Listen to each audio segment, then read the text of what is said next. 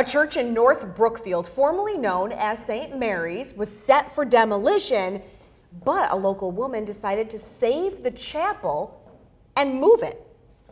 Unbelievable. News Channel 2's Kirk Tupai tells us why she's doing all this. In the mid-1800s, 25 Catholic families were living in North Brookfield.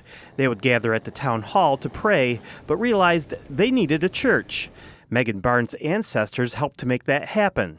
By 1895, they were able to raise $1,500 in order to build this church completely debt-free. My great-great-grandfather, Charles Edward Barnes, was one of the first builders, and then he became a trustee, and he then passed that on to my great-grandfather, Raymond, whose first wedding that happened here was in 1915. Over the years, the population of North Brookfield decreased, and the church known as St. Mary's would close. With a dwindling congregation in 2007, they had to have the last service.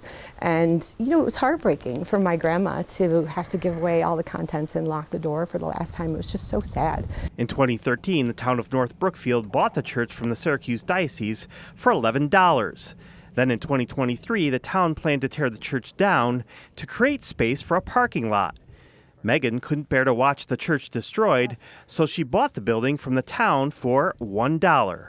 Then she had to figure out how she was going to move it. We are going to drive it across the baseball fields and up through my dad's pastures to the original Barnes homestead. The church weighs about 50 tons. With the steel supports underneath it, the total weight is around 80 tons. It's going to take a lot of hydraulics and about 12 wheels to move it. That's where Payne's Cranes comes in. It's been challenging, there's no doubt about it. I mean, so many things like the location, the site is very tight. We had a tremendous amount of water coming off of that hill. Apparently the hill is full of springs, and most of them ended up in the basement of this church. And we've been fighting the mud, we've been fighting the frozen ground. The crew has been working on preparing the church for moving since January. We'll tell you when it's going to happen, how much it's costing, and just how they plan on moving it tonight at 6. In North Brookfield, I'm Kirk Tupai reporting for News Channel 2.